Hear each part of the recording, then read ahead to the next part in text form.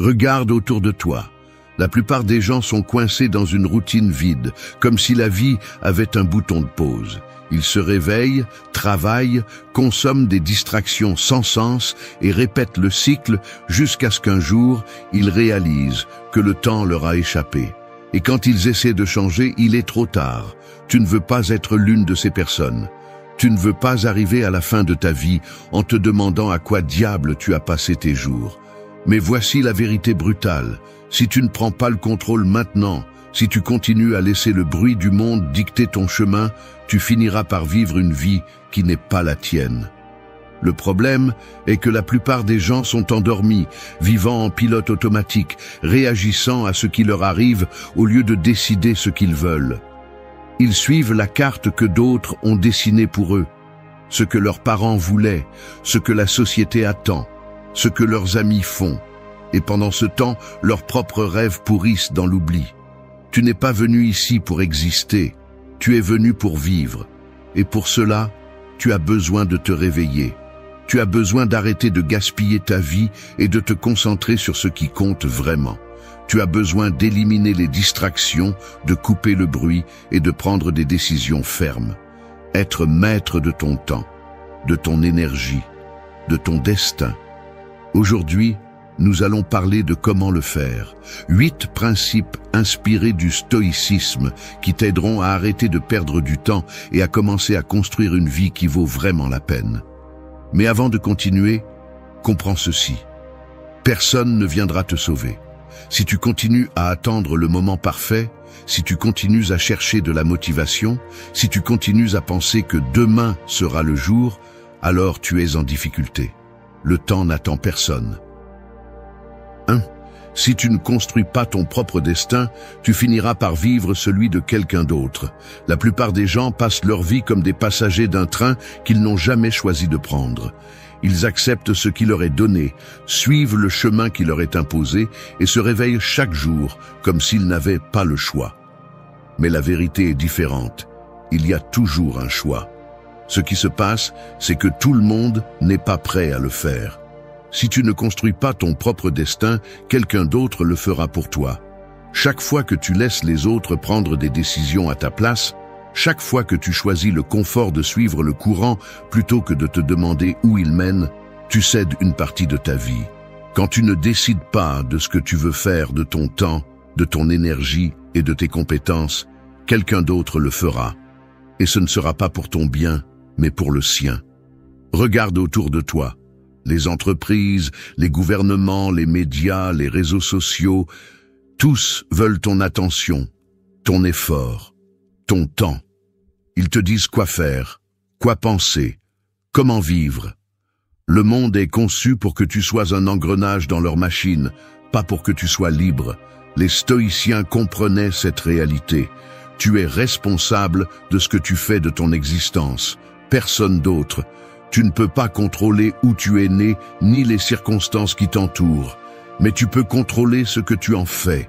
Épictète est né esclave, et pourtant, il est devenu l'un des philosophes les plus influents de l'histoire.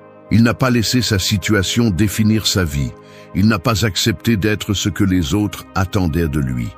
Marc Aurèle, en tant qu'empereur, avait le pouvoir absolu, mais il n'a jamais laissé sa position le corrompre. Il a choisi de vivre selon des principes, de prendre des décisions conscientes et de rester fidèle à ses valeurs. Il ne s'est pas laissé emporter par le courant de son époque, ni par les attentes des autres. La différence entre ceux qui construisent leur vie et ceux qui la survivent simplement est simple.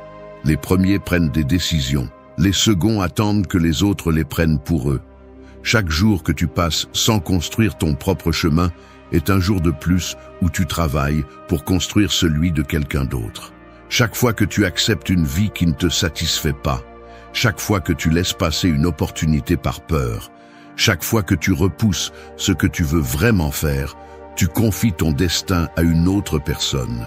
La plupart des gens se réveillent un jour et réalisent qu'ils ont passé des années à faire ce qu'ils étaient censés faire, à suivre les règles que quelqu'un d'autre a établies. Mais à ce moment-là, il est déjà trop tard. Le temps ne se récupère pas. Ce que tu ne construis pas, tu le perds.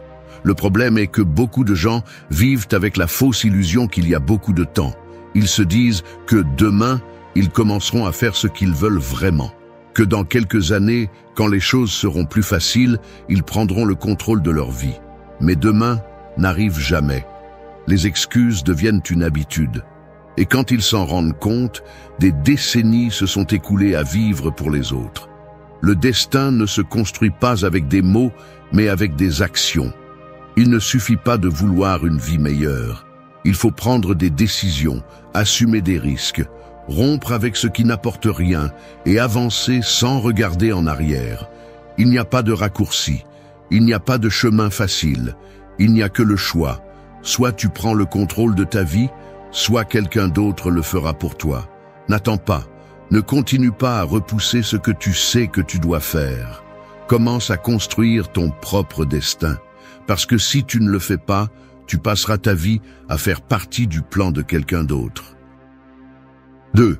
La vie n'a pas de bouton pause. Arrête de faire comme si elle en avait un. Le temps ne s'arrête pas. Il n'y a pas d'attente. Il ne s'arrête pas parce que tu es fatigué, parce que tu as peur, parce que tu ne te sens pas prêt. Chaque seconde qui passe est une seconde de moins sur ton compte à rebours. Pourtant, la plupart vivent comme s'ils avaient une vie infinie, comme s'ils pouvaient tout mettre en pause et le reprendre quand cela leur convient. Mais la réalité est celle-ci. Il n'y a pas de bouton pause. Il n'y a pas de deuxième chance pour vivre la journée que tu as laissée filer. Chaque fois que tu repousses ce qui est important, chaque fois que tu dis « je commence demain », chaque fois que tu choisis des distractions au lieu du progrès, l'horloge continue de tourner. Il n'y a pas de moment parfait, il n'y a pas de futur garanti où tout sera soudainement plus facile. Il n'y a que ce moment. Les stoïciens le savaient bien. Memento mori. Souviens-toi que tu vas mourir. Non pas comme une pensée déprimante, mais comme un appel urgent à se réveiller. Le temps est la seule ressource que tu ne récupéreras jamais. Tu peux perdre de l'argent et le regagner. Tu peux perdre une opportunité et en trouver une autre. Mais le temps que tu le perds pour toujours. Regarde combien de personnes passent leur vie piégées dans l'illusion qu'il y aura toujours un après.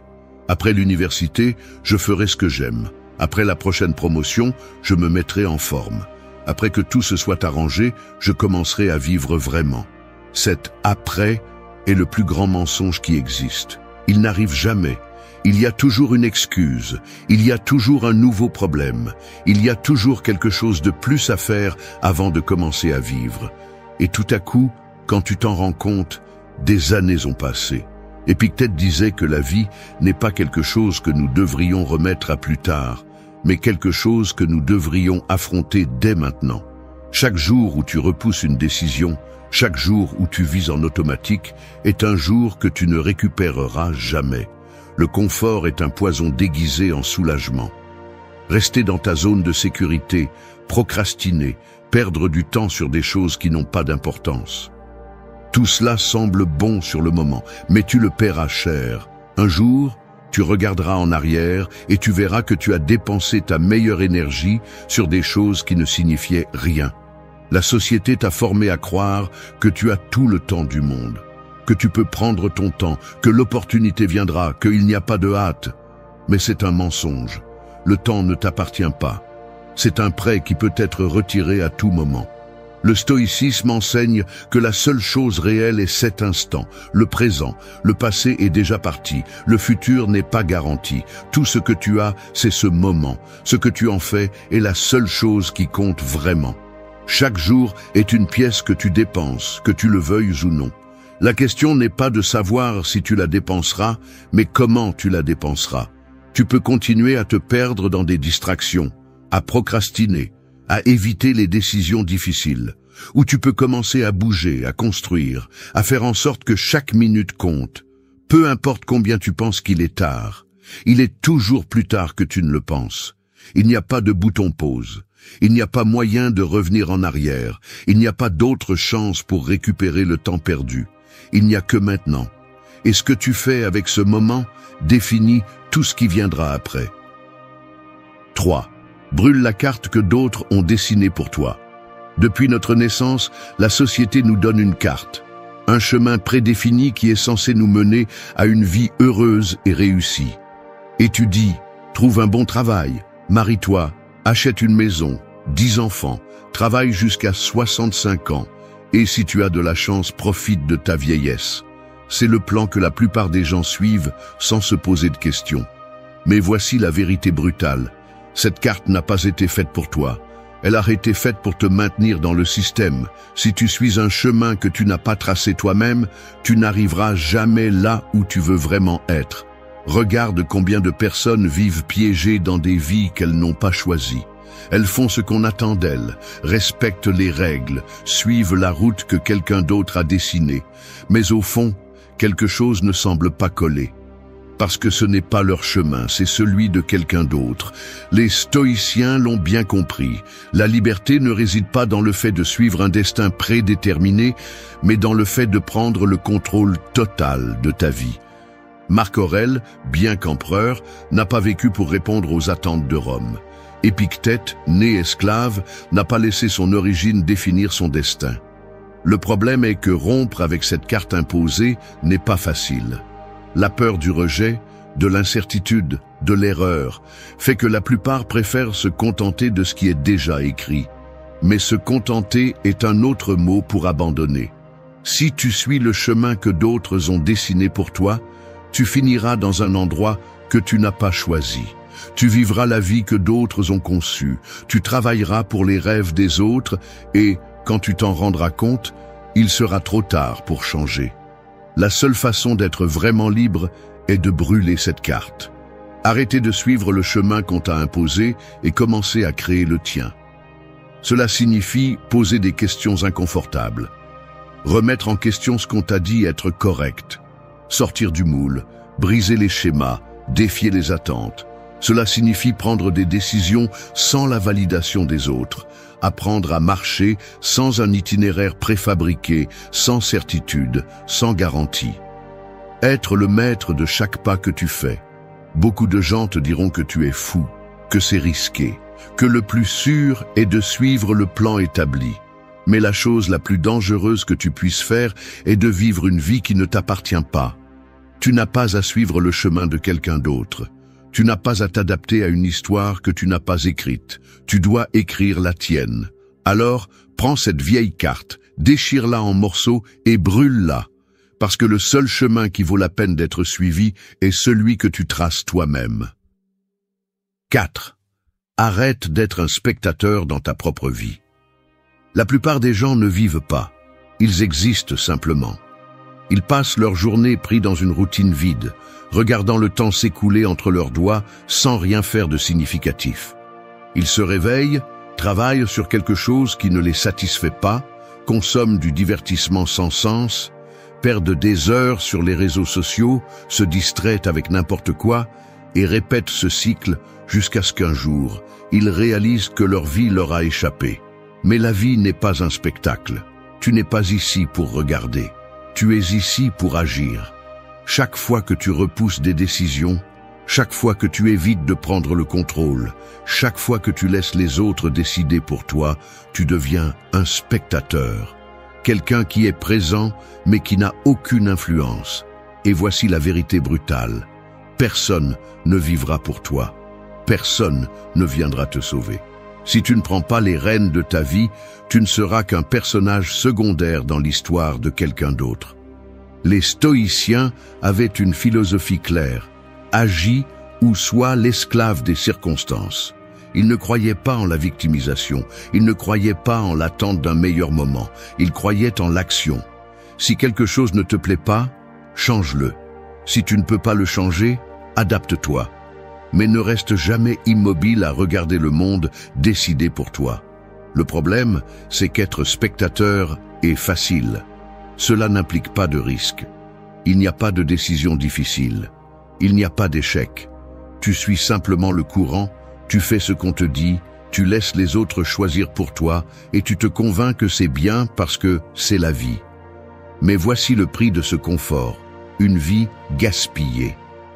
Chaque jour que tu vis sans but, sans direction, sans action, est un jour perdu. Les opportunités n'attendent pas. Les idées sans exécution ne valent rien. Le potentiel sans action n'est qu'un gaspillage. La peur est ce qui maintient la plupart des gens dans cette passivité.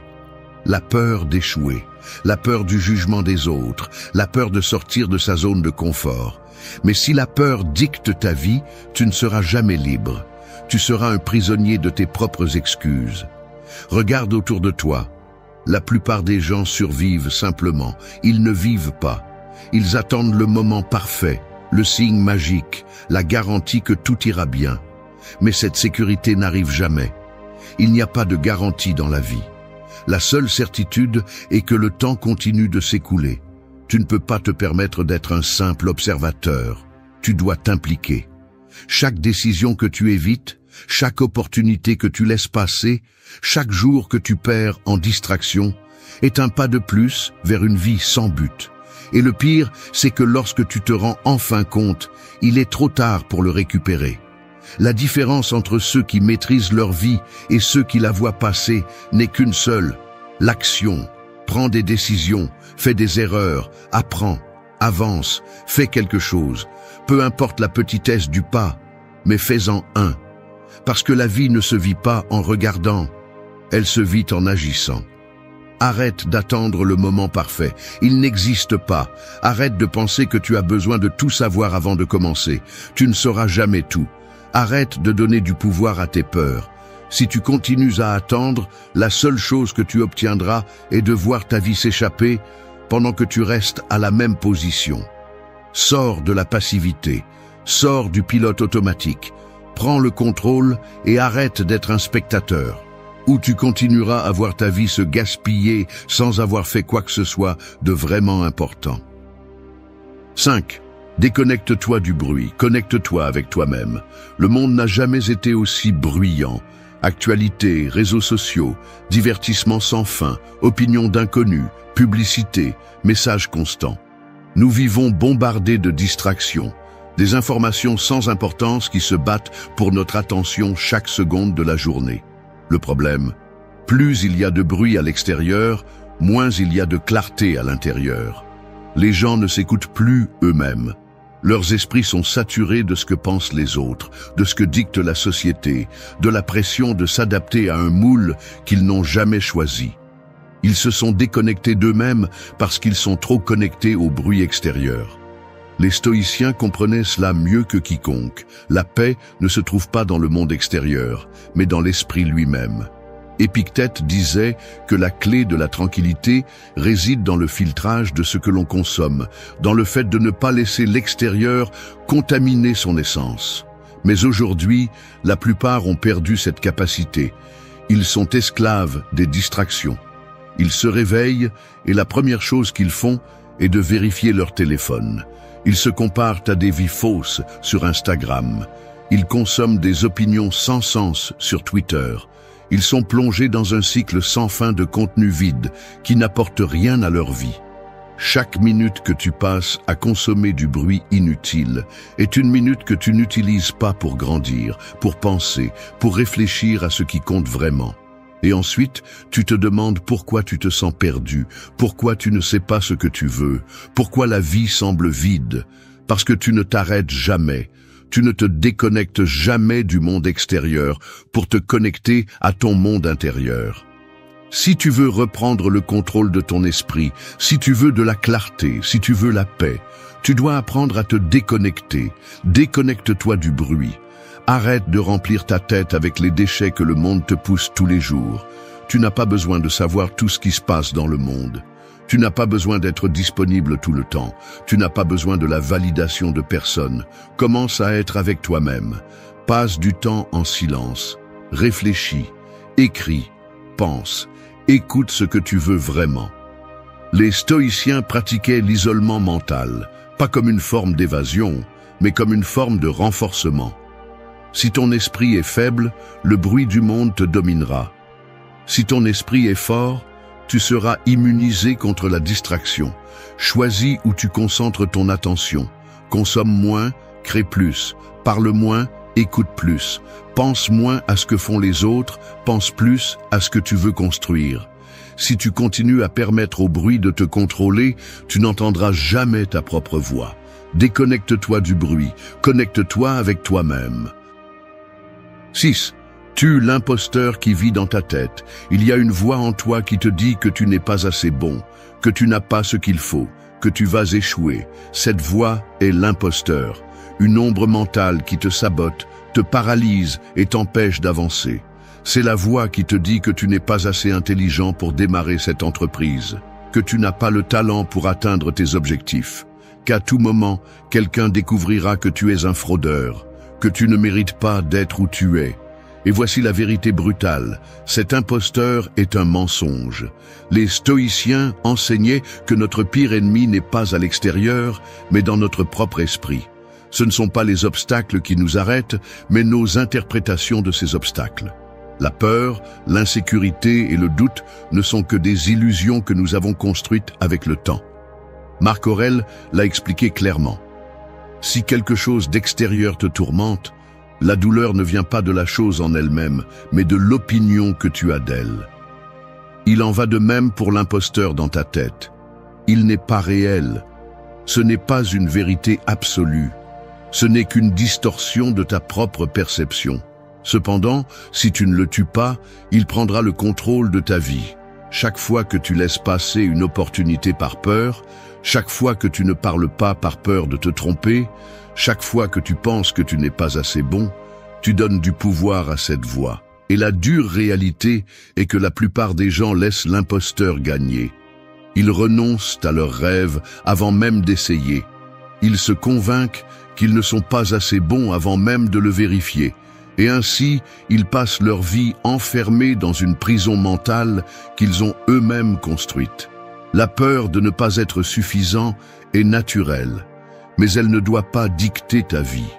Les meilleurs dans n'importe quel domaine entendent aussi cette voix. La différence est qu'ils agissent malgré la peur. Ils n'attendent pas de se sentir prêts.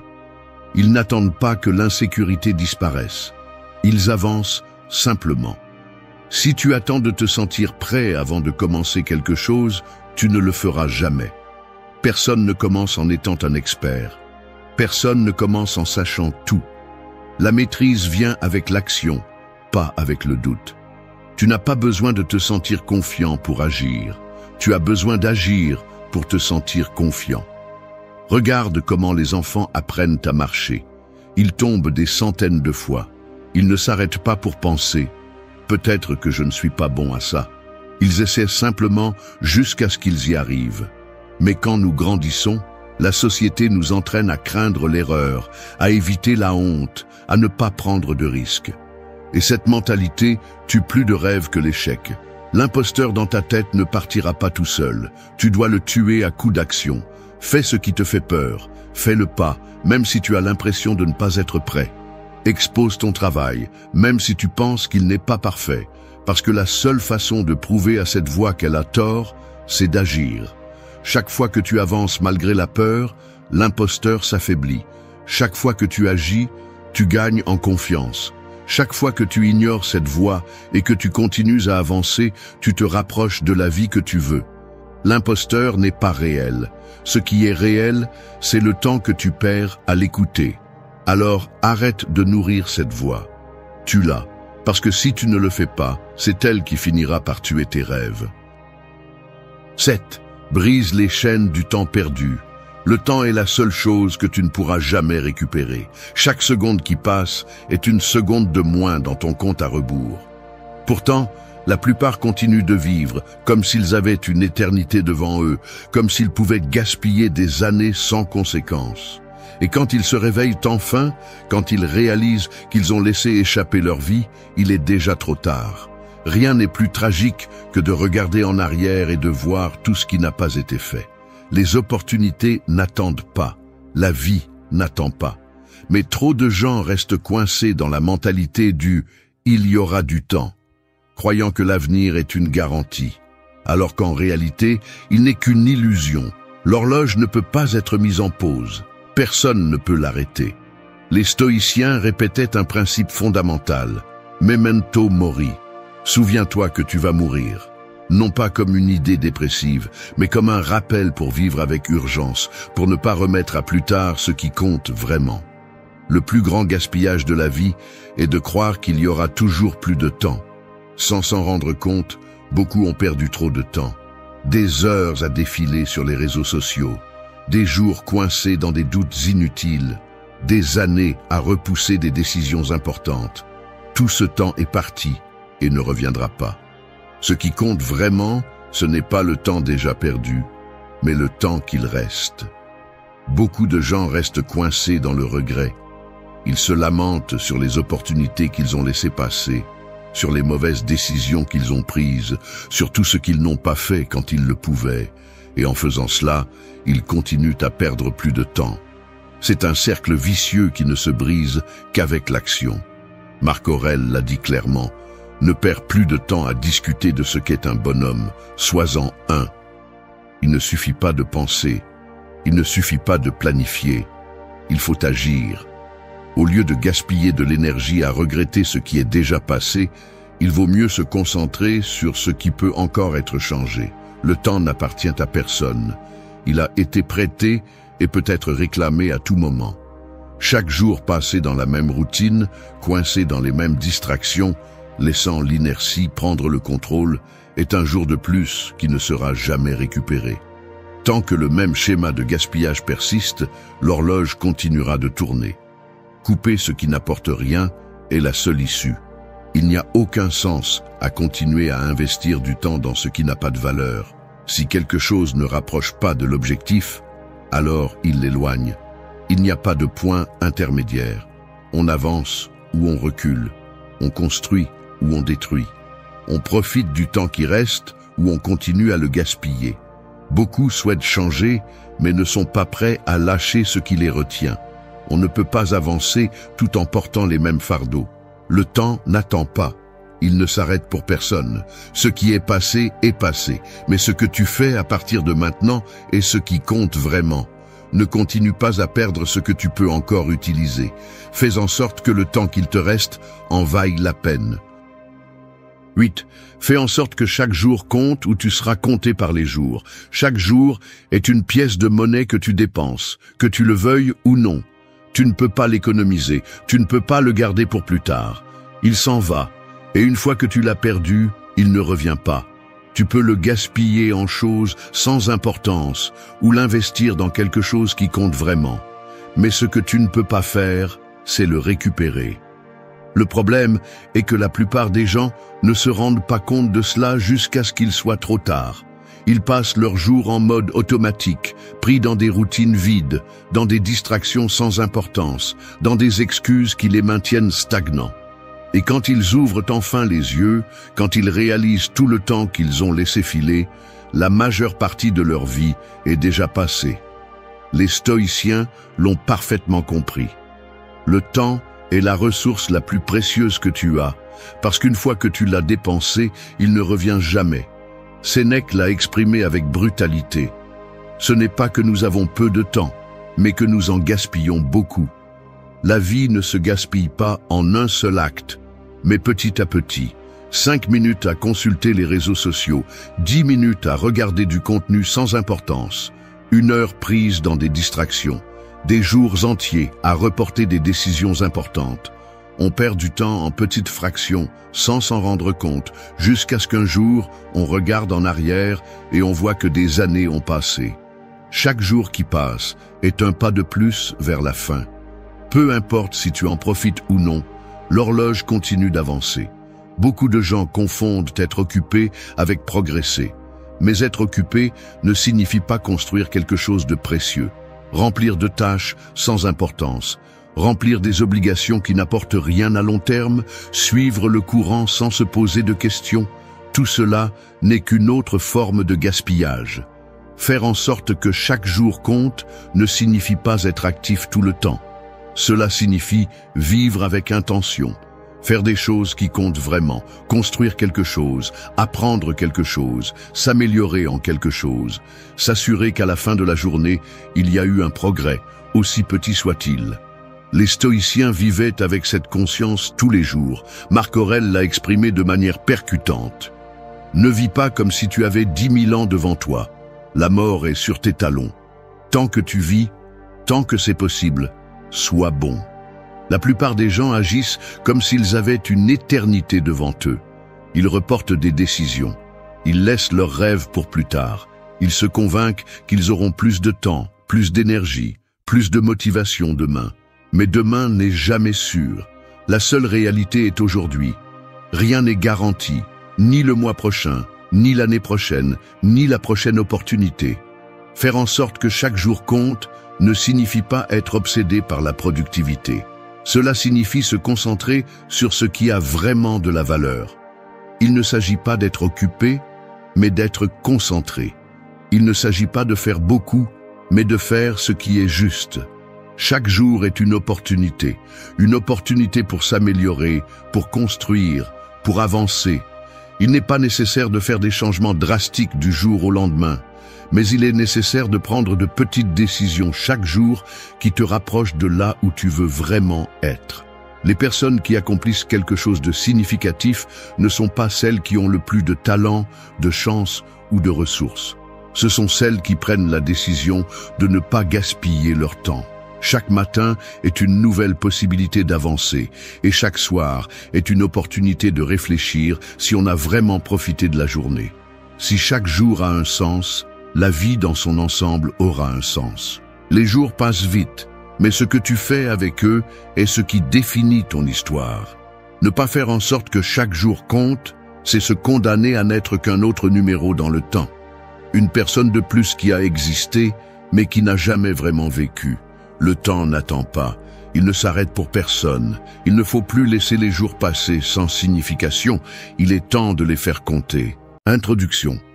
La plupart des gens vivent aveuglément dans un monde d'apparence. Ils croient ce qu'on leur dit, tombent dans des pièges émotionnels et confondent de fausses intentions avec l'authenticité. Ils ne se rendent pas compte qu'ils sont constamment manipulés, influencés et, dans le pire des cas, utilisés. Mais savez-vous ce qui distingue ceux qui dominent la vie de ceux qui sont dominés? Leur capacité à lire et à comprendre les gens instantanément. Car même si quelqu'un peut mentir avec ses mots, son corps, son ton de voix et ses micro-expressions le trahissent. Peu importe la qualité de sa performance, il y aura toujours quelque chose qui révélera sa véritable nature. Et si vous êtes assez perspicace, vous apprendrez à voir ce que les autres ne voient pas. Vous comprendrez ce qu'ils ressentent vraiment, même lorsqu'ils essaient. Ce n'est pas seulement une compétence utile, c'est un outil de survie. Si vous ne pouvez pas lire les gens, vous finirez par tomber dans leur jeu, à réagir impulsivement et à commettre des erreurs qui vous coûteront cher. Mais si vous apprenez à observer, à interpréter et à agir intelligemment, vous aurez un avantage sur 99%.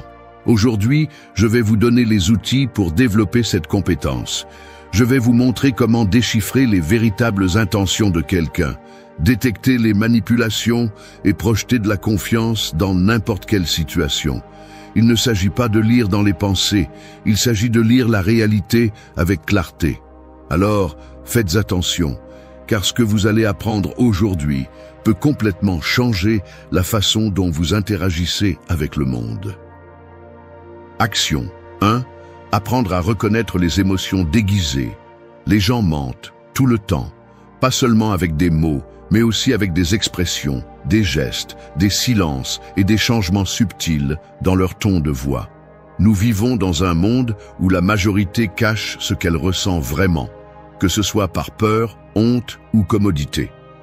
Certains le font parce qu'ils ne veulent pas se montrer vulnérables, d'autres parce qu'ils cherchent à manipuler, et quelques-uns parce qu'ils ne sont même pas conscients de ce qu'ils font. Mais si tu apprends à voir au-delà des apparences, si tu entraînes ta capacité à détecter les émotions déguisées, tu vas développer un énorme avantage sur les autres. Parce que pendant que les autres tombent dans des pièges émotionnels, tu liras la vérité qui se cache derrière chaque regard, chaque sourire forcé, chaque mot soigneusement choisi pour tromper. Et voici la clé. Les émotions réelles laissent toujours une trace. Tu peux déguiser une émotion, mais tu ne peux pas la faire disparaître complètement. Si quelqu'un dit qu'il va bien mais que sa bouche est tendue, sa mâchoire serrée et son regard évite le tien, il ne va pas bien. Si quelqu'un assure qu'il est calme, mais que sa respiration est irrégulière, ses mains tremblent et sa voix se brise au moment clé, il retient quelque chose. Les émotions déguisées sont comme un feu couvert par une couverture. Aussi fort qu'ils essaient de les cacher, les cendres, la fumée et la chaleur continueront à s'échapper. Et le problème est que la plupart des gens sont si distraits, si pris dans leur propre monde, qu'ils ne se rendent pas compte de ce qui se passe réellement devant leurs yeux. C'est ainsi qu'ils finissent entourés de personnes fausses, tombant dans des relations toxiques et faisant confiance à ceux qui ne le méritent pas. Mais tu ne peux pas te permettre cela. Si tu veux vraiment comprendre les gens, tu dois t'entraîner à lire ce qui n'est pas dit. Tu dois observer au-delà de la surface et capter les petits détails qui trahissent quelqu'un. Et ce n'est pas une question d'intuition, de magie ou d'un sixième sens. C'est simplement de l'attention et de l'observation. Quand tu parles à quelqu'un, fais attention à la congruence entre ses mots et ses gestes. Dit-il qu'il est heureux, mais ses lèvres se courbent à peine et son rire sonne vide, il n'est pas heureux. Te dit-il qu'il ne se soucie pas de quelque chose, mais son corps est rigide et sa respiration s'accélère? Il ment. Te dit-il que tout va bien, mais ses épaules sont tombantes et son ton de voix est plat? Il est épuisé émotionnellement. Le langage corporel ne ment pas. Le problème est que la plupart des gens ne prennent pas le temps de voir ces détails. Et si tu ne les vois pas, tu deviens vulnérable. Tu deviens le genre de personne qui croit en de jolis mots et en des promesses vides. Celui qui est surpris quand quelqu'un le trahit. Celui qui se laisse tromper par des discours bien répétés. Mais si tu développes la capacité de voir la vérité derrière les mots, tu ne seras jamais trompé. Entraîne ta perception. N'écoute pas seulement ce que les gens disent. Observe comment ils le disent. Regarde les changements sur leur visage, les poses inconfortables, la tension dans leur mâchoire, la façon dont leurs mains bougent quand ils parlent. Quand quelqu'un ment ou cache quelque chose, son corps le trahit. Cela ne signifie pas que tu dois devenir paranoïaque, ni que tu dois remettre tout le monde en question. Cela signifie que tu dois être conscient de la réalité. Les gens cachent des choses, et si tu n'apprends pas à le voir, tôt ou tard, tu paieras le prix. Alors à partir de maintenant, arrête de prendre tout au pied de la lettre. Ouvre les yeux, fais attention, regarde au-delà de l'évidence. Parce que ceux qui développent cette compétence non seulement évitent d'être trompés, mais commencent aussi à voir le monde tel qu'il est. Et quand tu vois la vérité, tu prends de meilleures décisions. Parce que celui qui sait lire les émotions déguisées sait exactement à qui il a affaire. Action 2. Observez comment leur réaction change sous pression. Le véritable caractère d'une personne ne se voit pas quand tout est calme, mais quand la pression commence à étouffer. N'importe qui peut trouver sécurité, stabilité et même gentillesse lorsque les circonstances lui sont favorables. Mais dès que le stress apparaît, les masques se fissurent et la vérité s'infiltre par les fissures. Sous pression, les gens perdent le contrôle de leurs réponses répétées et montrent leur véritable essence. Ils s'agitent, hésitent, balbutient ou explosent. Certains s'accrochent à des excuses, d'autres déchargent leur frustration sur les autres, tandis que certains s'effondrent à la première difficulté. Lorsque l'environnement n'est plus favorable, chaque personne réagit en fonction de ce qu'elle est vraiment. La plus grande erreur est de juger les autres sur la façon dont ils agissent dans leurs meilleurs jours. Les gens confondent la courtoisie avec la bonté, le calme avec la force, la confiance avec la stabilité émotionnelle. Mais rien de tout cela n'est réel, jusqu'à ce que la pression les mette à l'épreuve. Lorsqu'une personne qui se vante de patience s'irrite pour le moindre désagrément, elle démontre que sa patience n'a jamais été authentique. Elle était simplement dans une situation confortable. Lorsqu'une personne qui semble sûre d'elle commence à transpirer, à éviter le contact visuel et à perdre de l'assurance dans sa voix, il est évident que sa confiance était un masque. Lorsqu'une personne qui feint la générosité devient indifférente quand vous ne lui êtes plus utile, elle révèle sa véritable nature. Les réactions sous pression sont la façon la plus précise d'identifier l'authenticité de quelqu'un. L'attention est une loupe qui expose chaque faiblesse cachée, chaque mensonge déguisé en vertu. Dans ces moments, il n'y a pas de temps pour agir, seulement pour réagir. Et c'est là que la vérité se montre sans filtre. La maîtrise de cette observation ne consiste pas à provoquer du stress chez les autres, mais à apprendre à détecter comment ils se comportent lorsque la vie le fait pour vous. En temps de crise, certains s'élèvent et d'autres s'enfoncent. Certains s'adaptent et d'autres s'effondrent. Certains assument leurs responsabilités et d'autres cherchent des coupables. La façon dont quelqu'un gère ses erreurs est le reflet de sa maturité. Ceux qui assument la responsabilité et cherchent à apprendre grandissent à chaque faux pas, tandis que ceux qui s'excusent et blâment les autres continuent à répéter les mêmes échecs. La frustration fait de certains de meilleurs stratèges et d'autres des versions pathétiques d'eux-mêmes. Les crises révèlent le véritable niveau de maîtrise de soi. Il y a ceux qui font face aux problèmes avec une clarté mentale et ceux qui perdent les pédales face à la moindre difficulté. Il y a ceux qui maintiennent le respect envers les autres, quelle que soit la pression. Et il y a ceux qui ont besoin de décharger leur frustration sur les autres pour se sentir mieux. Le véritable respect ne se démontre pas en temps de paix, mais dans les moments de plus grande tension. Il y a ceux qui prétendent être gentils quand tout va bien, mais qui laissent sortir leur véritable arrogance quand ils sont frustrés. Il y a ceux qui sont généreux quand ils ont de quoi, mais qui deviennent égoïstes dès qu'ils sentent qu'ils peuvent perdre quelque chose.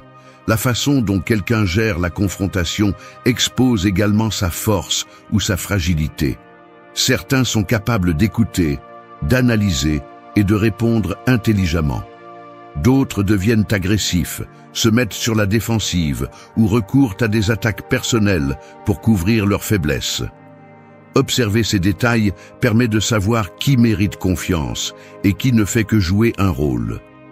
La plupart des gens n'évaluent les autres que dans des situations confortables, sans se rendre compte que la seule chose qui compte est la façon dont ils agissent lorsque tout se complique.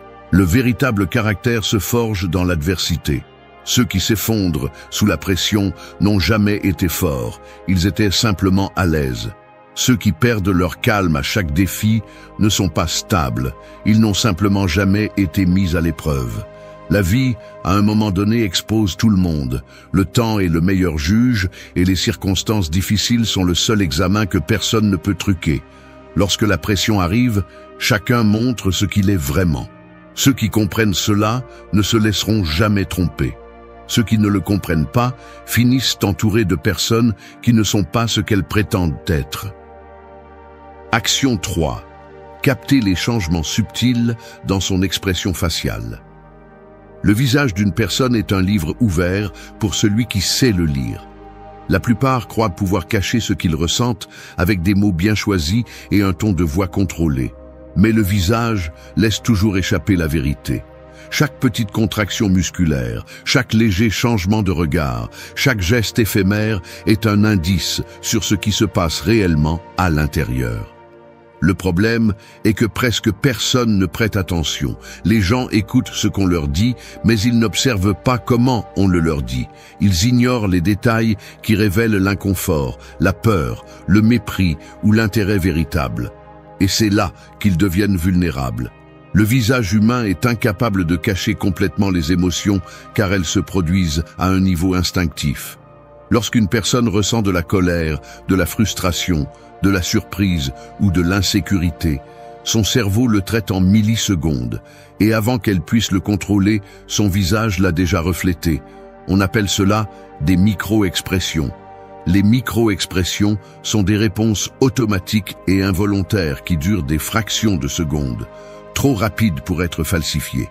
Même si quelqu'un essaie de cacher sa réaction, même s'il sait mentir avec des mots, son visage montrera toujours l'émotion réelle avant qu'il puisse la réprimer. Un léger froncement de sourcils avant de répondre calmement indique de la colère ou de l'agacement réprimé. Un bref soulèvement d'un sourcil alors que quelqu'un prétend être d'accord est un signe de scepticisme ou d'incrédulité. Un sourire qui apparaît et disparaît trop rapidement n'est pas un sourire authentique, mais une réponse mécanique sans émotion réelle. Un regard qui se retient un instant avant de s'adoucir indique que la personne a ressenti de la colère, mais l'a cachée. Ces détails se produisent en moins d'une seconde, mais ils sont incontrôlables. Le visage agit avant que l'esprit ait le temps de dissimuler. Ceux qui maîtrisent la lecture des expressions faciales ont un énorme avantage sur les autres. Ils peuvent détecter les mensonges, identifier les émotions cachées et lire la véritable intention d'une personne sans avoir à lui poser de questions. Alors que les autres se contentent de ce qui est dit, ils voient ce qui est réellement ressenti. Apprendre à lire ces changements subtils nécessite de la pratique. Il ne s'agit pas d'analyser chaque petit mouvement d'un visage, mais de développer une observation aiguisée et rapide. Les personnes qui sont trop évidentes dans leur analyse deviennent mal à l'aise, mais celles qui savent le faire naturellement parviennent à extraire des informations sans que personne ne le remarque. Les yeux sont un autre outil de lecture infaillible. Un regard qui dévie au moment précis où quelqu'un répond à une question est un signe d'évasion. Un clignement des yeux plus lent que la normale peut indiquer que quelqu'un est en train de préparer un mensonge avant de le dire. Une dilatation soudaine des pupilles peut signifier de l'intérêt ou de l'excitation, tandis qu'un durcissement de l'expression peut révéler une émotion négative réprimée. Le secret pour capter ces détails n'est pas de se concentrer trop sur une seule expression, mais sur l'ensemble du comportement. Une personne peut détourner le regard pour de nombreuses raisons. Mais si elle le fait juste après qu'on lui a posé une question inconfortable et qu'en plus elle croise les bras et que son ton de voix devient plus sec, alors il y a quelque chose qu'elle ne veut pas révéler. La clé est de combiner l'observation du visage avec le langage corporel et le ton de voix. Quelqu'un peut dire qu'il n'est pas contrarié, mais si sa mâchoire est tendue et que ses lèvres sont serrées avec force, la vérité est autre. Il peut affirmer qu'il n'a pas peur, mais si sa peau pâlit légèrement et que ses narines se dilatent, son corps a déjà donné la véritable réponse. Les personnes qui ignorent ces signaux deviennent des cibles faciles. Ils font confiance à n'importe qui, croient aux discours bien répétés et finissent entourés de fausseté. Mais ceux qui apprennent à voir au-delà de la surface peuvent comprendre ce qui se passe réellement, même quand personne ne le dit à haute voix. Action 4. Évalue comment il traite les autres. Le véritable caractère d'une personne ne se mesure pas à la façon dont elle te traite, mais à la façon dont elle traite ceux dont elle n'a besoin de rien. N'importe qui peut feindre la courtoisie lorsqu'il obtient un avantage, mais dès qu'il n'y a rien à gagner, l'essence réelle se manifeste. Quelqu'un qui est gentil seulement avec des personnes influentes ou avec celles qui lui sont utiles n'est pas gentil. Il est opportuniste. La courtoisie et le respect qu'il montre en surface ne sont qu'une stratégie pour manipuler l'environnement à son avantage. Mais il suffit d'observer comment il interagit avec les autres lorsqu'il n'y a pas de pression sociale pour que tout soit mis en évidence. La façon dont une personne traite les serveurs, les employés, les inconnus ou ceux qui ne peuvent pas se défendre est une fenêtre directe sur sa véritable nature. Si quelqu'un se sent le droit d'humilier, de minimiser ou d'ignorer les autres simplement parce qu'ils sont dans une position de moindre pouvoir, c'est parce qu'au fond, il a toujours été ainsi. La seule différence est que, lorsqu'il est avec toi, il a encore des raisons de se retenir. Ce type de personnes sont dangereuses car elles jouent un double jeu. Elles sont charmantes avec ceux qui peuvent leur offrir quelque chose, mais froides ou cruelles avec ceux qu'elles considèrent comme inférieurs. Aujourd'hui, elles peuvent te traiter bien, mais le jour où tu ne leur seras plus utile, elles te regarderont avec la même indifférence avec laquelle elles regardent ceux qu'elles méprisent maintenant. Observer ces signes permet de détecter à temps les personnes égoïstes, arrogantes ou hypocrites. Peu importe à quel point tu traites bien quelqu'un aujourd'hui, si son traitement envers les autres est impitoyable, ce n'est qu'une question de temps avant que tu te retrouves au même endroit. Mais cette observation ne révèle pas seulement le négatif, elle permet également d'identifier ceux qui sont authentiques dans leur respect et leurs valeurs. Les personnes vraiment intègres ne font pas de distinction entre quelqu'un d'influent et quelqu'un d'inconnu. Leur caractère est le même dans toutes les situations. Les leaders naturels n'humilient pas ceux qui sont en dessous d'eux, ils les inspirent. La véritable force ne se montre pas en s'imposant sur les autres, mais en les élevant sans craindre qu'ils grandissent. Seuls les insécurisés ont besoin de faire sentir les autres petits pour se sentir grands.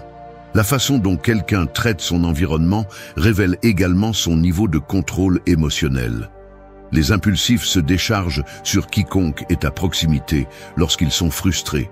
Les arrogants méprisent ceux qu'ils considèrent comme faibles et les manipulateurs ajustent leur attitude en fonction de qui les observe. Rien de tout cela n'arrive par accident. Chaque mot, chaque geste, chaque réaction est une décision. Il n'y a pas d'excuse. Si quelqu'un traite mal les autres de manière récurrente, c'est parce que c'est sa véritable essence.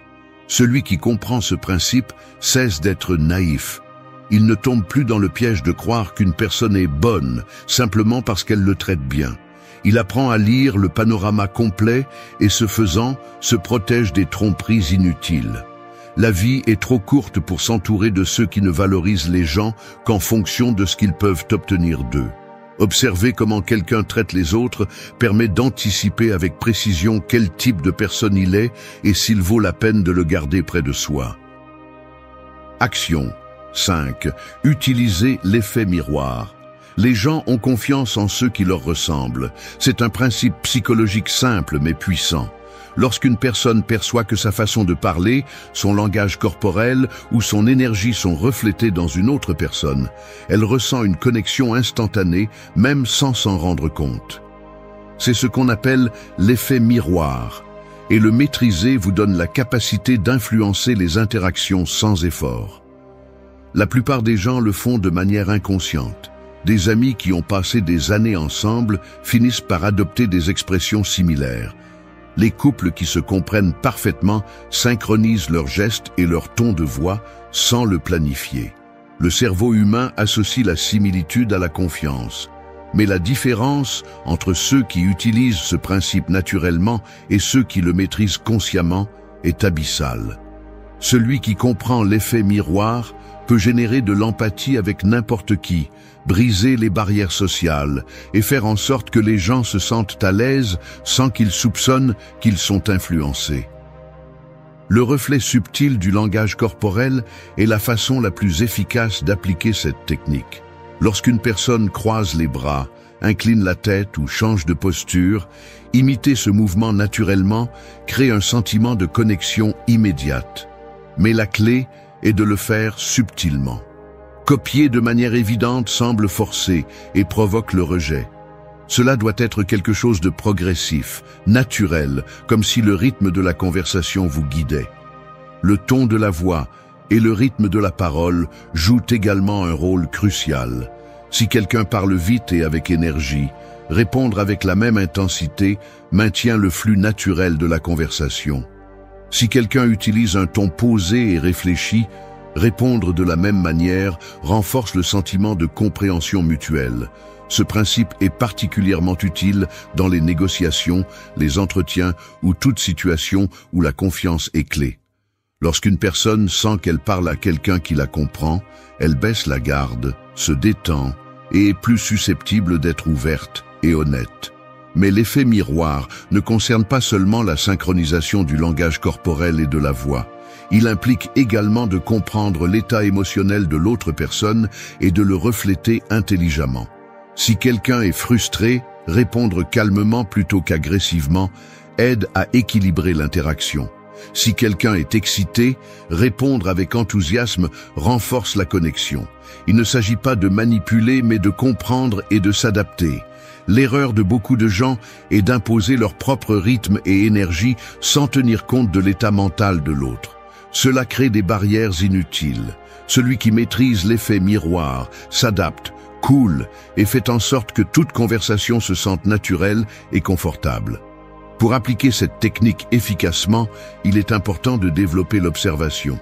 Prêtez attention à la posture de l'autre personne, à son ton de voix, à son niveau d'énergie.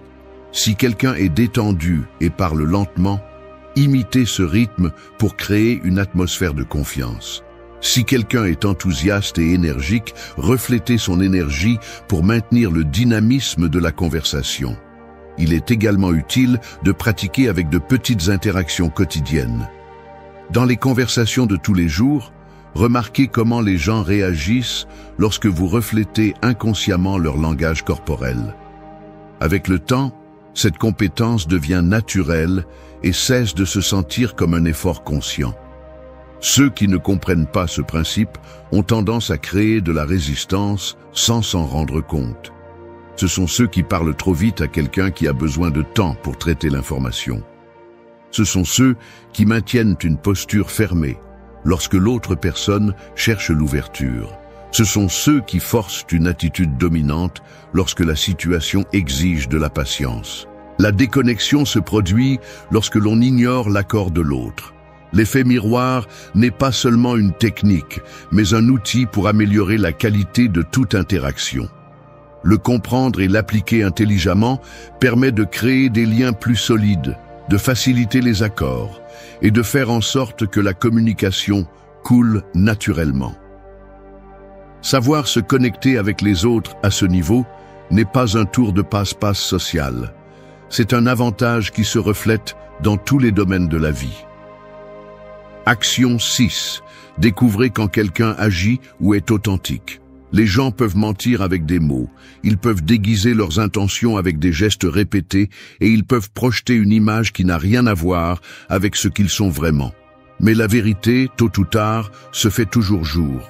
Apprendre à distinguer entre quelqu'un d'authentique et quelqu'un qui joue simplement un rôle est l'une des compétences les plus importantes pour éviter les tromperies, les manipulations et les déceptions. Les signes sont partout, mais la plupart des gens ne les voient pas. Non pas parce qu'ils sont difficiles à détecter, mais parce que les gens choisissent de croire ce qui leur convient. Beaucoup préfèrent accepter un mensonge confortable plutôt que de faire face à une vérité inconfortable. Mais ceux qui veulent vraiment comprendre les autres doivent s'entraîner à voir au-delà des apparences. Une personne authentique est cohérente dans sa façon d'agir. Son langage corporel, ses mots et ses émotions sont alignés. Elle n'a pas besoin d'exagérer ou de forcer des réactions. Elle ne cherche pas à impressionner quelqu'un parce que ce qu'elle montre est réel. En revanche, celui qui joue un rôle tombe souvent dans des contradictions. Il dit une chose, mais son corps en exprime une autre. Il sourit, mais ses yeux reflètent une tension. Il parle avec assurance, mais ses gestes révèlent un malaise. Ses histoires changent en fonction de l'audience. Son comportement varie en fonction de qui l'observe. Les imposteurs exagèrent, ils feignent l'intérêt, forcent les émotions et surjouent pour faire une impression spécifique. Un rire trop fort, une réaction trop enthousiaste ou un geste de tristesse qui semble calculé sont des signes que quelque chose ne va pas. Celui qui joue un rôle s'efforce trop parce qu'il sait que ce qu'il projette n'est pas naturel. Un autre signe révélateur est l'incohérence dans le temps.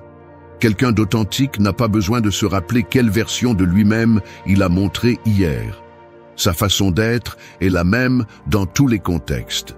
En revanche, quelqu'un qui feint doit ajuster son histoire constamment. Un jour, il est gentil et attentionné. Un autre jour, il est froid et distant. Sa personnalité change en fonction de ce qui lui convient à ce moment-là. Les personnes authentiques ne cherchent pas désespérément l'approbation.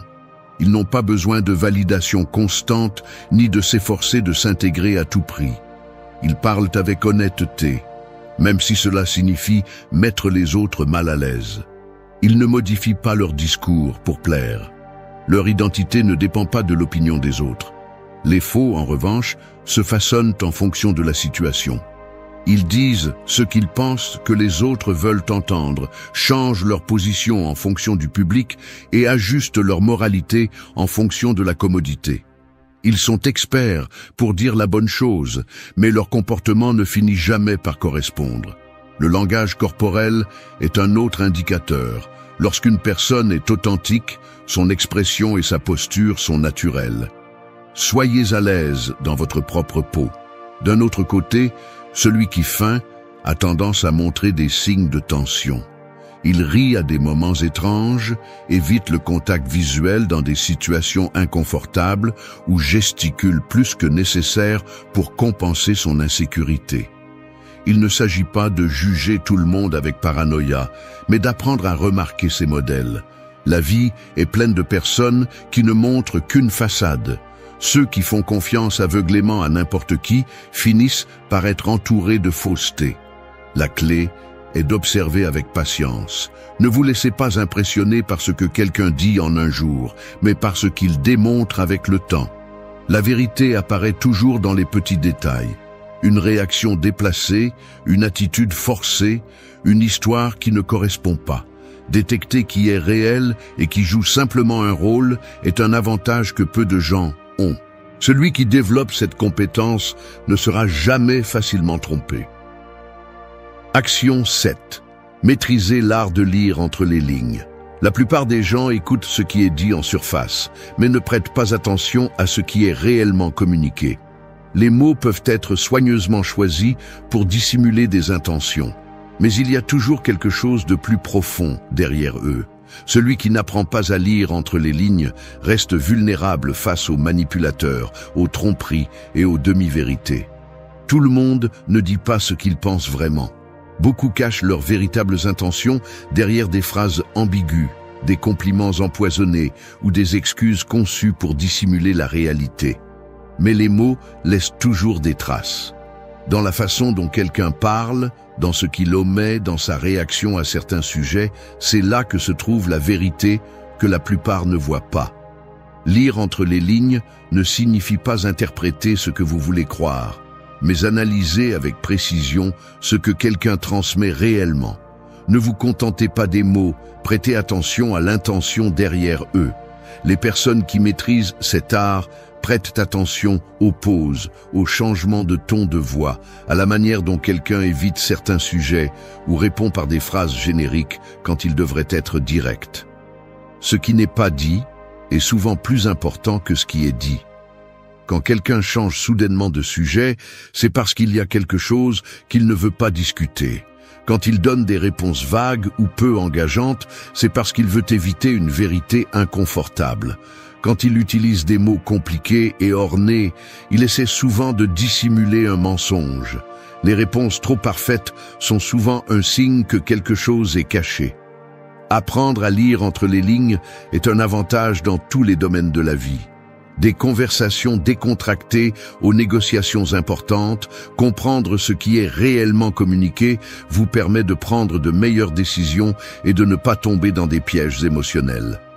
Mais il ne s'agit pas seulement de détecter les mensonges ou les tromperies, mais aussi de comprendre ce dont les autres ont réellement besoin. Beaucoup de personnes ont du mal à exprimer ce qu'elles ressentent ou ce qu'elles veulent, mais leurs mots, leurs gestes et leur silence le rendent clair. Quelqu'un peut dire qu'il va bien quand son ton de voix et son langage corporel indiquent le contraire. Il peut nier qu'il est dérangé par quelque chose, mais sa façon d'agir reflète son inconfort. Celui qui maîtrise cette compétence ne se laisse pas emporter par l'émotion du moment. Il écoute attentivement, observe avec patience et analyse avant de réagir. Il ne se laisse pas tromper par de belles paroles, ni manipuler par des discours calculés. Il comprend que la véritable communication ne réside pas dans ce qui est dit ouvertement, mais dans ce qui est caché derrière. Pour développer cette capacité, il faut prêter attention à 3 éléments clés. Le langage non verbal, la façon dont quelqu'un bouge, maintient sa posture et change ses expressions en dit plus que n'importe quel discours. Si les mots disent une chose, mais que le corps en dit une autre, le corps a toujours raison. Le ton de la voix et les pauses, les gens ont tendance à hésiter ou à éviter certains mots quand ils ne veulent pas révéler quelque chose. Un ton trop contrôlé sur un sujet sensible peut indiquer que quelqu'un a répété sa réponse.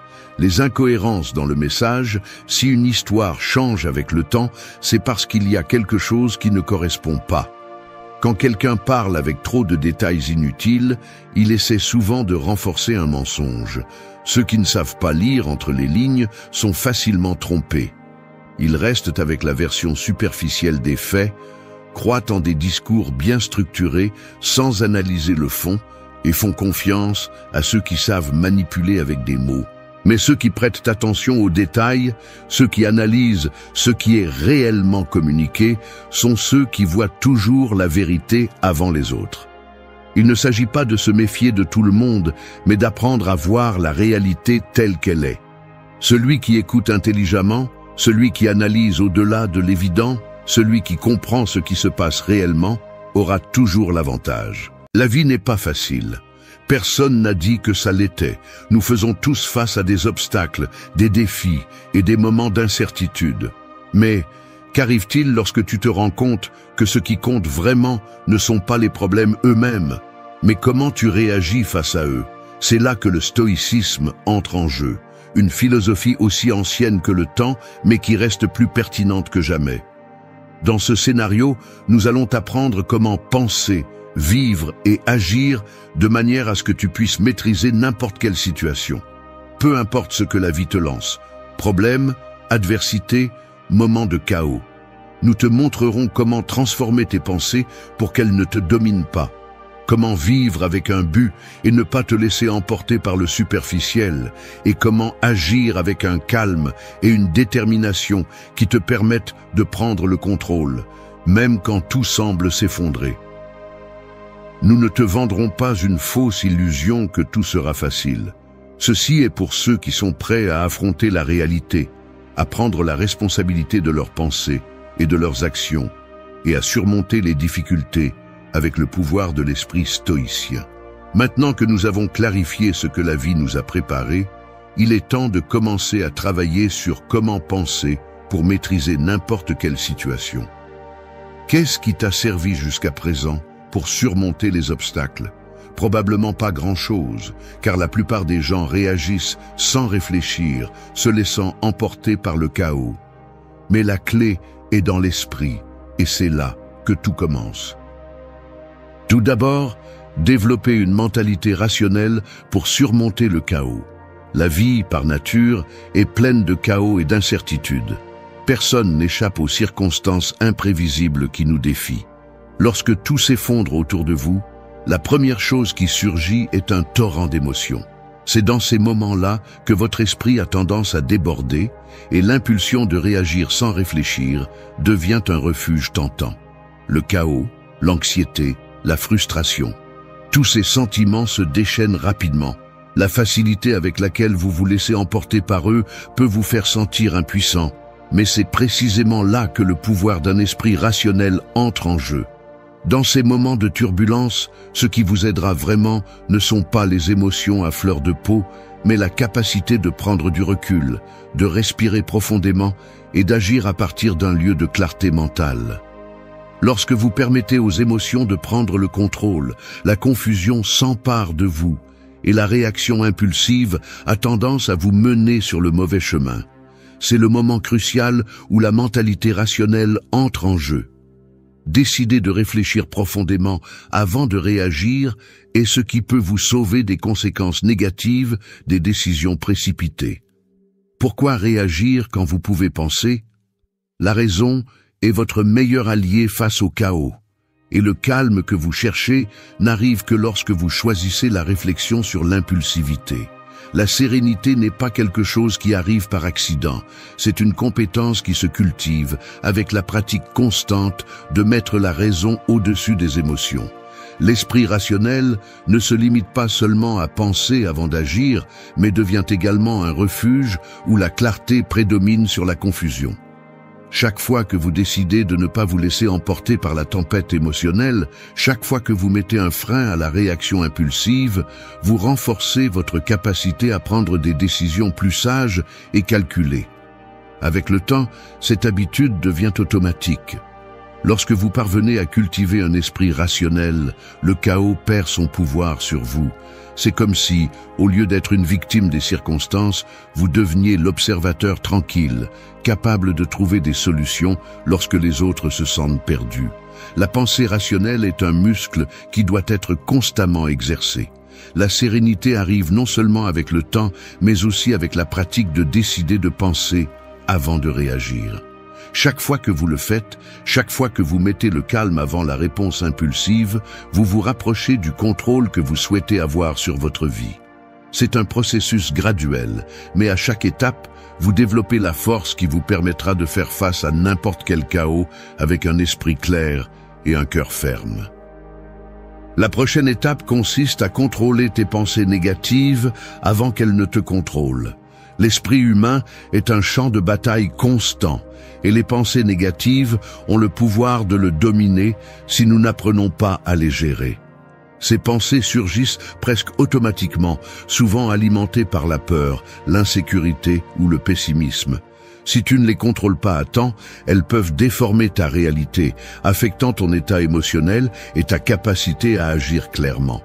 Beaucoup de personnes vivent dans un cycle constant de pensées négatives qui les empêche d'avancer, de générer de nouvelles idées ou même de profiter du présent. La première étape pour te libérer de ce contrôle est l'auto-observation. Il est nécessaire d'être conscient de ce qui se passe dans ton esprit à chaque instant. Au lieu de te laisser emporter par une pensée négative qui se présente, il est vital de t'arrêter et de la remettre en question. Est-ce vraiment vrai ce que tu penses? Est-ce que cela te sert à quelque chose? L'auto-observation te permet de reconnaître ces moments où les pensées négatives commencent à prendre de l'ampleur, avant qu'elles ne se transforment en une avalanche qui emporte tout le reste. Une fois que tu détectes une pensée négative, l'étape suivante consiste à la rediriger vers quelque chose de constructif. Il ne s'agit pas d'ignorer l'émotion que génère cette pensée, mais de prendre le contrôle et de choisir une réponse qui te pousse vers l'avant. Si, par exemple, tu penses « je ne suis pas assez bon pour ça », au lieu de rester coincé dans cette idée, tu peux la rediriger vers quelque chose de positif. C'est un défi, mais j'ai les outils pour le surmonter. Ce petit changement dans ton approche a un impact significatif sur la façon dont tu te sens et sur la façon dont tu réagis face aux adversités. Le pouvoir de contrôler tes pensées réside dans la pratique constante de cette technique. Plus tu observes et rediriges tes pensées négatives, plus cela deviendra naturel. Ainsi, l'esprit devient un outil qui travaille en ta faveur, et non un obstacle. Contrôler les pensées négatives n'est pas quelque chose qui se réalise immédiatement. Mais avec de la pratique et de la discipline, tu deviendras plus conscient d'elles et apprendras à les gérer efficacement. Ensuite, accepte ce que vous ne pouvez pas changer et concentrez-vous sur ce que vous pouvez. Il y a des choses hors de votre contrôle et les accepter avec sérénité est l'un des piliers du stoïcisme. Qu'est-ce que vous gagnez en luttant contre ce que vous ne pouvez pas changer? Rien. La lutte constante contre l'inévitable ne fait que vous épuiser, vous remplir de frustration et vous voler l'énergie que vous pourriez utiliser de manière plus productive. La sagesse stoïcienne vous enseigne que l'acceptation est libératrice. Il ne s'agit pas de se rendre ou d'être passif face aux adversités, mais de reconnaître ce qui est hors de votre portée et de concentrer toute votre énergie sur ce que vous pouvez contrôler. Lorsque vous décidez d'accepter ce que vous ne pouvez pas changer, vous vous libérez du fardeau émotionnel qui provient de l'attachement à l'incontrôlable. La frustration s'évapore et à sa place, un espace pour le calme et la concentration apparaît. Accepter ce que vous ne pouvez pas changer vous donne une vision claire de ce qui compte vraiment. Au lieu de lutter contre le courant, vous pouvez commencer à vous concentrer sur ce qui est vraiment entre vos mains, vos pensées, vos attitudes et vos actions. Ce sont ces trois domaines qui constituent votre sphère de contrôle, et c'est sur eux que vous devez concentrer votre énergie. Si vous perdez du temps et des efforts à lutter contre ce que vous ne pouvez pas changer, vous finissez par ignorer ce que vous pouvez faire. Comment vous réagissez aux événements, comment vous choisissez de penser à eux et comment vous décidez d'agir face à eux. Il est facile de tomber dans le piège de penser que nous devons tout changer, mais la vérité est que le véritable contrôle réside dans la façon dont nous gérons ce qui nous arrive. Si un problème vous préoccupe et qu'il est hors de votre contrôle, acceptez que vous ne pouvez rien y faire. Cependant, vous avez un contrôle absolu sur la façon dont vous décidez de le percevoir et comment vous réagissez à lui. Parfois, la chose la plus puissante que vous pouvez faire est de faire un pas en arrière, de reconnaître ce que vous ne pouvez pas changer, et alors, avec un esprit serein, de décider quelles actions prendre dans les limites que vous avez. Concentrez-vous sur ce que vous pouvez faire, pas sur ce que vous ne pouvez pas changer. Cela ne signifie pas que vous devez être passif ou résigné, mais que vous devez être sage et concentrer votre énergie sur ce qui compte vraiment, ce qui dépend de vous. Cette approche non seulement réduit le stress, mais vous permet également d'agir avec plus de clarté et d'efficacité, sachant que vous utilisez votre temps et votre énergie de manière efficace, sans les gaspiller dans des batailles que vous ne pouvez pas gagner. Et enfin, entraîne ton esprit à trouver l'équilibre dans l'adversité. Le véritable défi de la vie n'est pas d'éviter les difficultés, c'est d'apprendre à rester calme lorsqu'elles surgissent.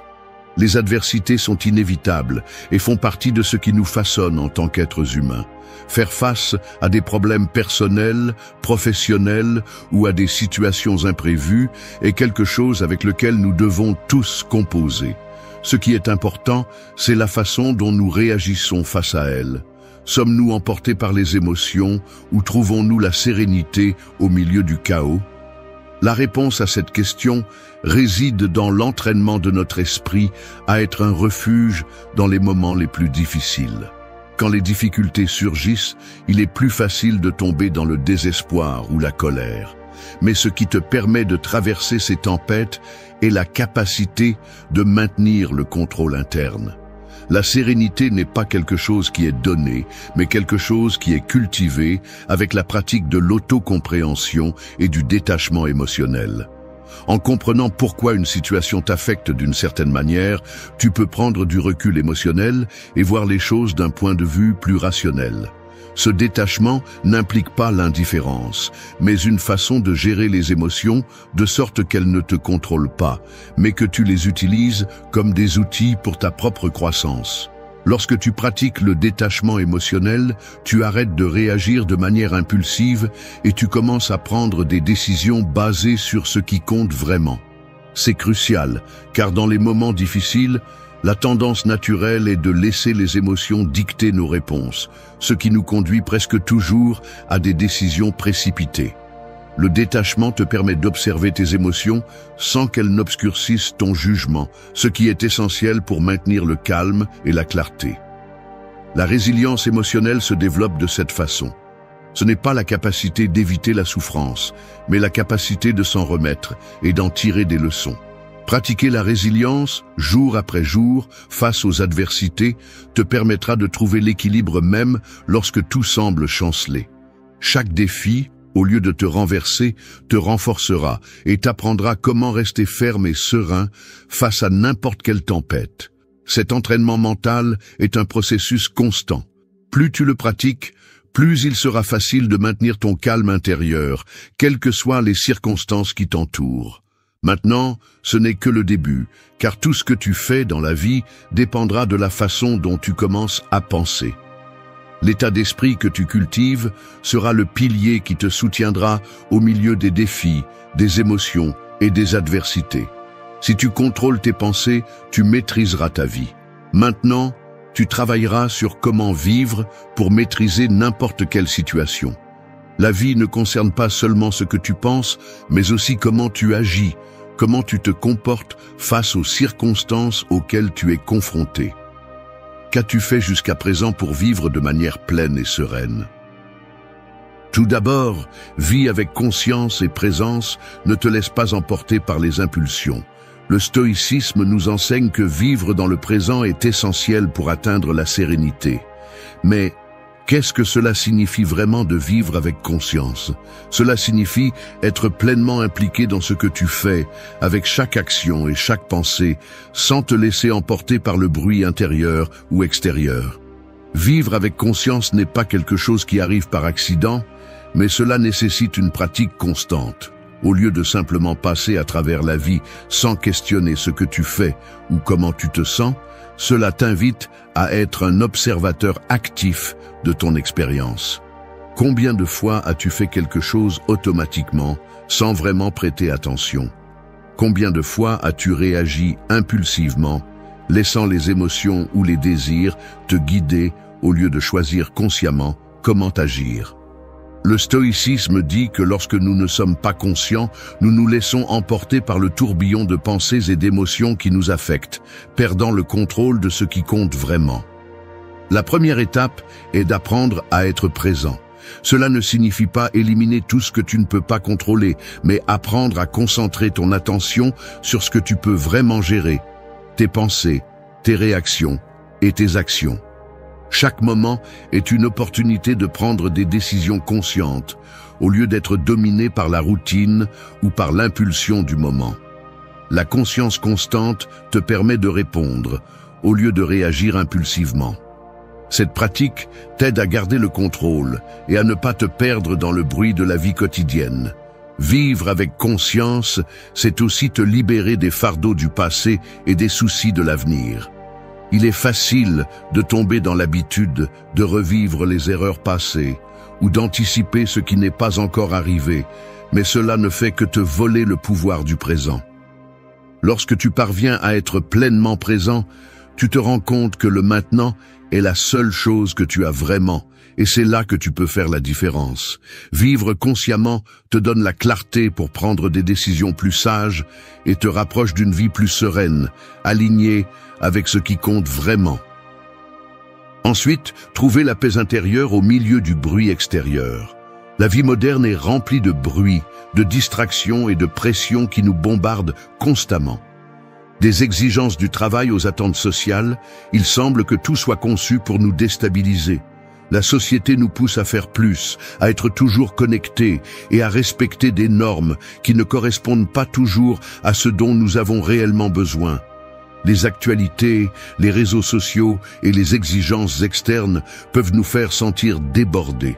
Mais comment rester calme quand le monde semble être hors de contrôle ?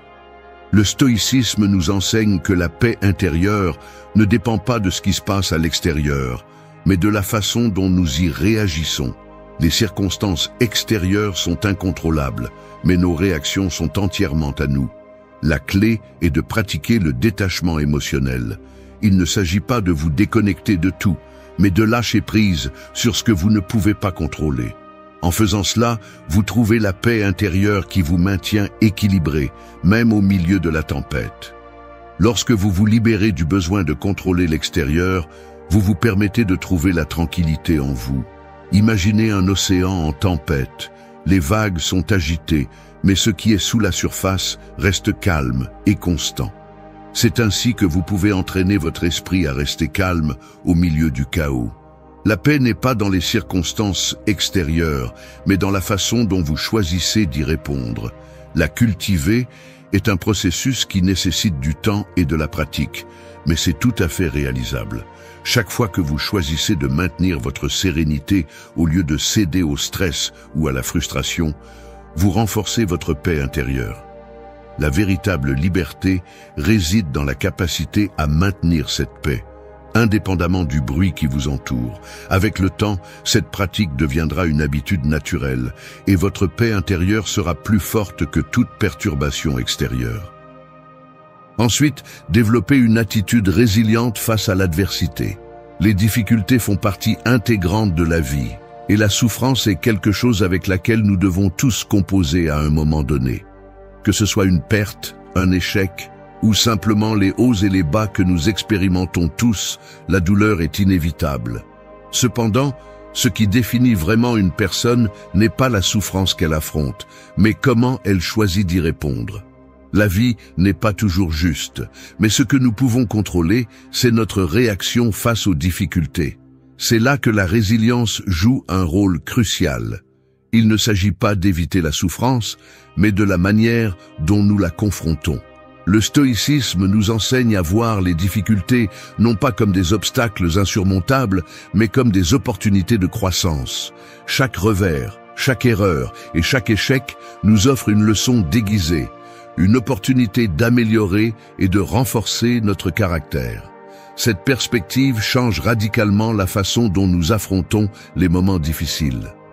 Au lieu de voir la souffrance comme quelque chose qui nous arrête, nous pouvons la voir comme une porte ouverte à l'auto-transformation.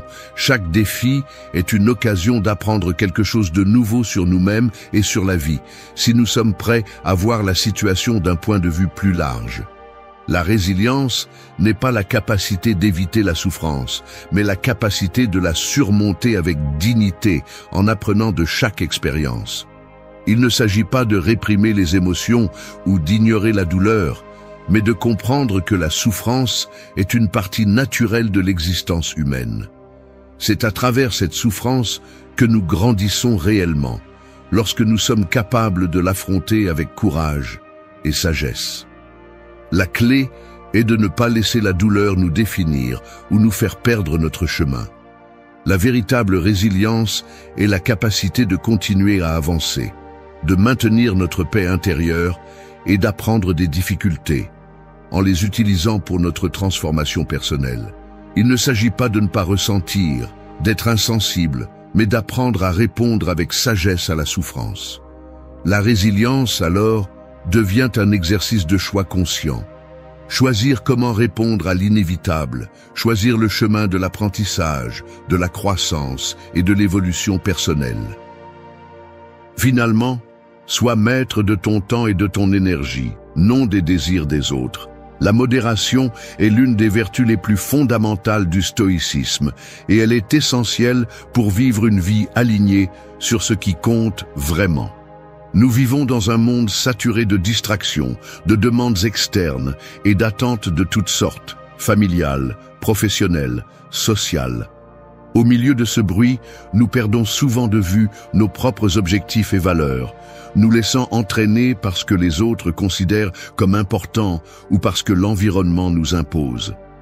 Le temps est l'une des ressources les plus précieuses que nous possédons, et pourtant, nous le gaspillons facilement dans des tâches et des préoccupations qui ne correspondent pas à notre véritable but. La première étape pour reprendre le contrôle est d'apprendre à dire non. Dire non ne signifie pas être égoïste ou insensible, mais être fidèle à soi-même. Il ne s'agit pas de rejeter tout ce qui vient de l'extérieur, mais d'établir des limites claires pour protéger ce qui compte vraiment.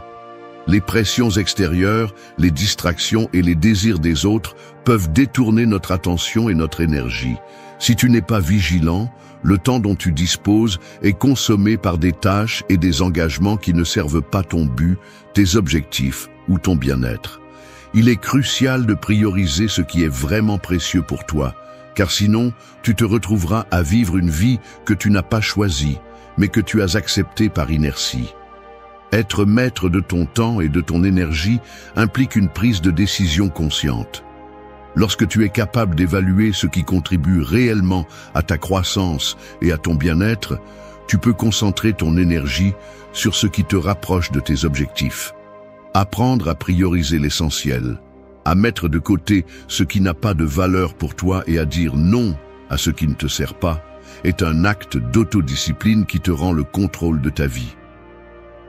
Lorsque tu es confronté aux demandes du monde extérieur, rappelle-toi que tu es celui qui a le pouvoir de choisir comment dépenser ton temps et quelles activités méritent ton énergie. En faisant cela, tu gagneras non seulement du temps, mais aussi de la clarté. Vivre en accord avec tes valeurs et tes objectifs te permet de prendre des décisions alignées sur ce que tu veux vraiment, ce qui te rapproche d'une vie pleine et authentique. Ce processus de maîtrise de ton temps et de ton énergie te permettra de vivre avec un plus grand but, en harmonie avec tes principes et avec un contrôle absolu sur ton chemin. Il est maintenant temps de commencer à travailler sur comment agir pour maîtriser n'importe quelle situation. La vie ne concerne pas seulement ce que tu penses ou comment tu vis, mais ce que tu fais avec cette clarté et cette tranquillité que tu as cultivées. Combien de fois t'es-tu retrouvé paralysé, hésitant ou procrastinant lorsque vient le moment de passer à l'action? La différence entre ceux qui avancent et ceux qui restent en arrière ne réside pas dans l'absence de difficultés, mais dans la manière dont ils choisissent d'agir lorsqu'elles se présentent. Agir ne signifie pas simplement réagir, mais décider avec courage, conviction et but. Tout d'abord, agis avec courage, sans te laisser paralyser par la peur. La peur est une émotion naturelle, une réponse instinctive que nous éprouvons tous face à l'inconnu, à l'incertain et au potentiellement dangereux. C'est un mécanisme de défense qui nous alerte sur les risques, mais quand il devient le protagoniste de nos décisions, il devient un obstacle. Cependant, le stoïcisme nous enseigne que, bien que la peur soit inévitable, elle ne doit pas nous contrôler. La différence entre les personnes qui atteignent leurs objectifs et celles qui restent coincées dans la paralysie de la peur réside dans leur capacité à agir malgré elle. La peur ne disparaît jamais complètement, mais le courage se manifeste lorsque nous passons à l'action, même si la peur est toujours présente. Le courage ne signifie pas ne pas ressentir de peur, mais le reconnaître et décider d'avancer malgré tout. La peur a le pouvoir de nous paralyser, de nous faire douter de nos capacités, de nous arrêter avant de faire le premier pas. Mais lorsque tu décides de te déplacer vers l'avant, de faire face à l'incertitude avec détermination, tu cultives le courage. Il est facile de laisser la peur devenir la voix dominante dans ton esprit. Elle te dit que tu n'es pas prêt, que le risque est trop grand, que l'échec est imminent. Cependant, le stoïcisme nous enseigne que ce qui est juste et nécessaire ne coïncide pas toujours avec ce qui est confortable ou sûr. Les grandes réalisations proviennent rarement de lieux confortables. Il faut du courage pour faire ce qui est nécessaire, même lorsque le chemin semble incertain. Agir avec courage est une expression de confiance en tes principes et en ta capacité à gérer ce qui vient. Il ne s'agit pas d'éliminer la peur, mais d'accepter qu'elle est présente et, malgré tout, de faire ce qui est juste. Le courage n'est pas quelque chose qui surgit de nulle part. Il se construit au moment de l'action. Chaque fois que tu décides de faire un pas vers l'inconnu, sans que la peur t'arrête, tu renforces cette capacité à prendre des décisions avec courage. La peur est une partie naturelle du processus, mais elle ne doit pas être le facteur déterminant dans ce que tu fais ou ne fais pas. La véritable force se trouve dans la décision d'agir, de continuer à avancer même lorsque l'incertitude t'entoure. Rappelle-toi que la valeur de faire ce qui est juste, de suivre tes principes et de progresser vers tes objectifs est bien plus grande que la peur de l'inconnu. Le courage grandit avec chaque action décidée que tu prends. Et à la fin, c'est le courage qui te permettra de surmonter tous les obstacles que tu rencontres. Ensuite, prenez des décisions basées sur vos valeurs, pas sur l'opinion des autres. L'authenticité émerge lorsque nos actions sont alignées sur nos principes les plus profonds. Nous vivons dans un monde qui nous pousse constamment à nous conformer, à suivre ce que la société attend de nous, à faire ce qui semble être la norme, même lorsque cela ne résonne pas avec notre essence.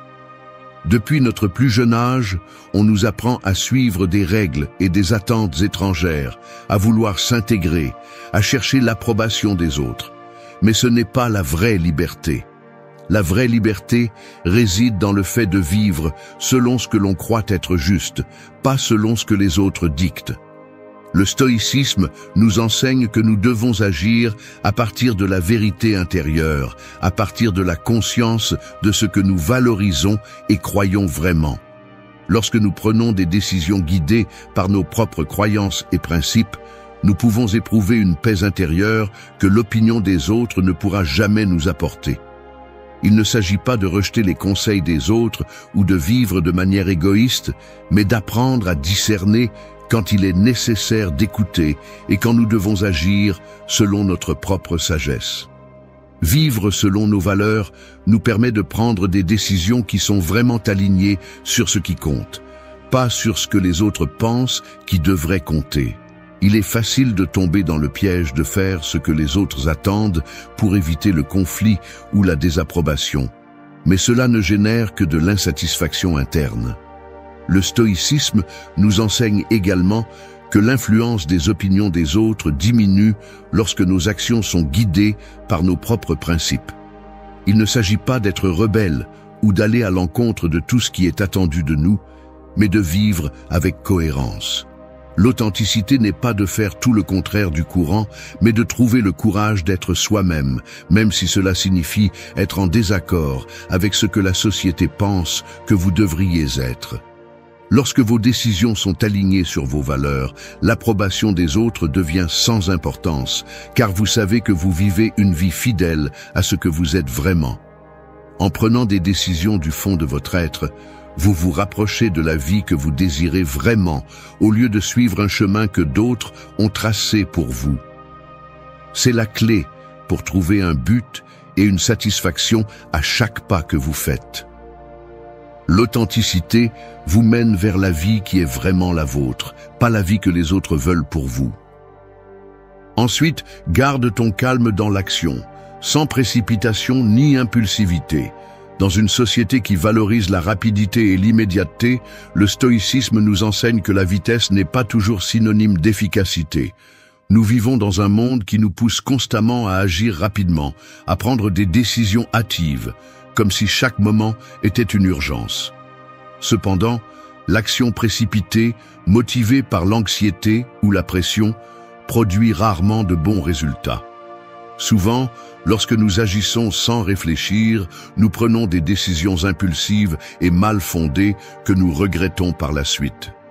Il est facile de tomber dans le piège de l'urgence en se laissant emporter par le sentiment que nous devons tout faire immédiatement, mais cette approche ne fait qu'augmenter le risque de commettre des erreurs.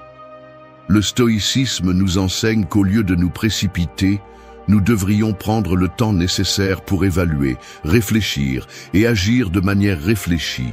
Le calme dans l'action est une vertu puissante. Il ne s'agit pas de se déplacer rapidement, mais de se déplacer intelligemment. Chaque pas que tu fais doit être le résultat d'une réflexion soigneuse, non d'un élan momentané. La véritable efficacité réside dans la qualité de l'action, non dans la rapidité avec laquelle elle est menée. Lorsque tu agis avec calme, tu es capable d'évaluer les circonstances avec plus de clarté, de voir les options avec objectivité et de prendre des décisions plus sages.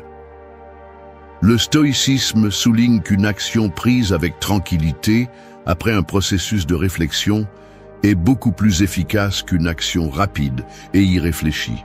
Cette pause avant d'agir te permet de mieux comprendre les conséquences de tes décisions et de choisir le chemin qui te rapprochera vraiment de tes objectifs. Agir avec calme ne signifie pas indécision, mais avoir la capacité de s'arrêter et de réfléchir avant d'agir, en s'assurant que chaque mouvement que tu fais est aligné avec tes principes et tes objectifs à long terme. Lorsque tu gardes ton calme, tu peux prendre des décisions plus claires, sans que la peur ou l'anxiété n'obscurcissent ton jugement. Cette approche te donne la capacité de te déplacer avec assurance, sans hésitation, et avec une direction claire, sans te laisser emporter par les impulsions momentanées qui nous font souvent dévier du bon chemin.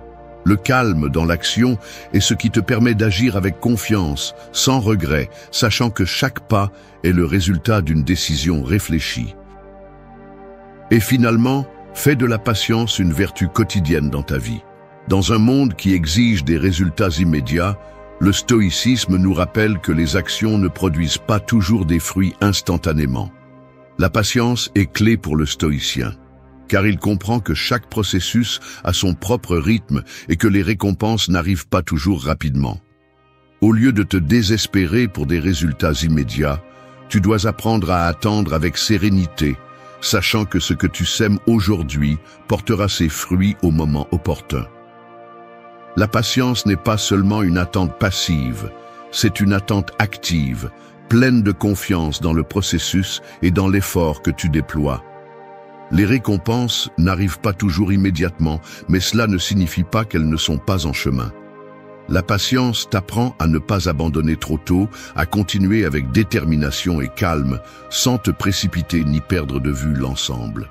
La patience devient une vertu lorsque tu comprends que chaque pas vers ton objectif fait partie d'un processus plus grand qui doit suivre son cours.